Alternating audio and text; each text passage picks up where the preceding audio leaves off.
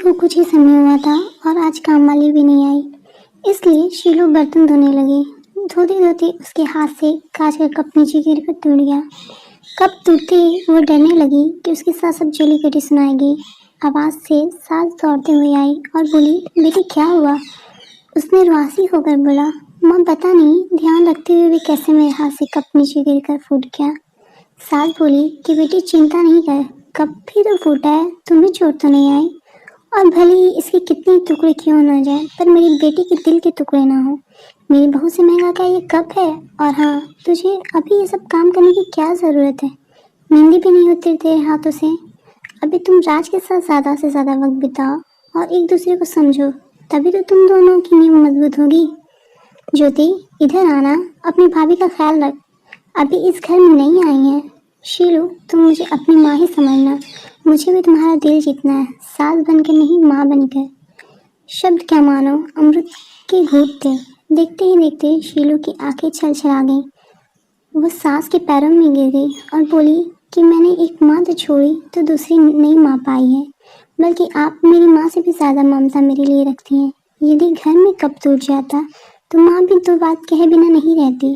रात को शीलू की नींद उड़ गई। रह रहकर शाम की घटना याद आ रही थी।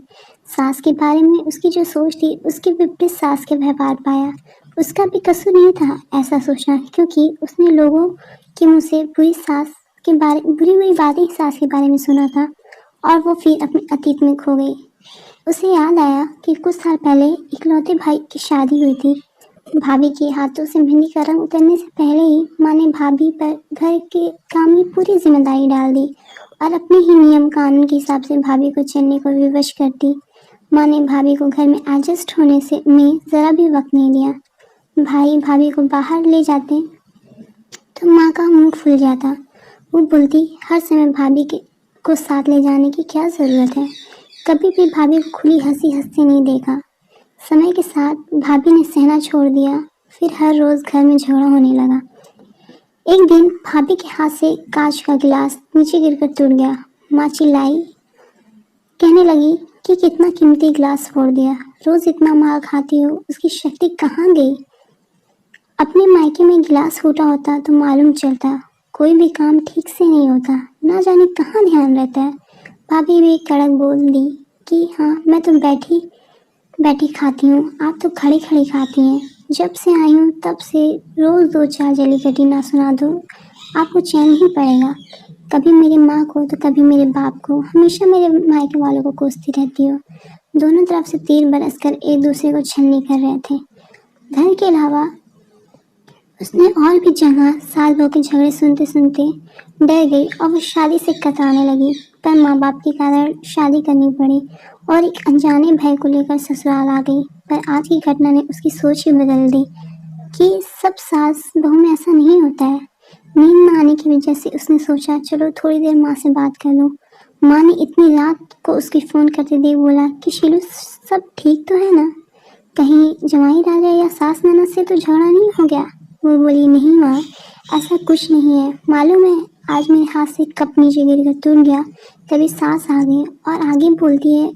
उसके पहले ही माँ ने बोलना शुरू कर दिया, बेटा फिर तेरी सास के चिल्लाने पर तूने अच्छा सा जवाब दे दिया ना? हाँ बेटा, कभी भी दब कर नहीं रहना, तू भी पढ़ी लिखी है, अच्छी लड़की है, तेरे में कोई कमी थोड़ी है जो तू सुनेगी। तभी बात को काटते हुए तेज आवाज में शीलू बोली, माँ बस करो, मैं अपनी दूसरी माँ के खिलाफ कुछ नहीं सुन सकती। माँ सहम गई और बोली, तू ये क्या बोल रही है? हाँ माँ, आज मेरे हाथों से जब कप गिरा तो सासू माँ ने सारी बात बताकर अंत में बोली, अब तो आप समझ गई है ना सारी बात। और हाँ, सास ने सिर्फ बोलने के लिए नहीं बोला, वो वाकई में ज्योति की तरह मेरे से व्यवहार कर रही हैं। माँ, मैं एक बात कहूँगी, आप बुरा तो नहीं मानेंगी? हाँ बोल बेटा। माँ, काश आप भी मेरी नई माँ की तरह भाभी के साथ व्यवहार करती तो शायद भैया भाभी अलग घर में नहीं होते। माँ, मेरी सास ने शुरू से ही अपने प्रेम से नींव मजबूत कर लिए, तो उस पर टीका परिवार में मजबूती कैसे नहीं आएगी?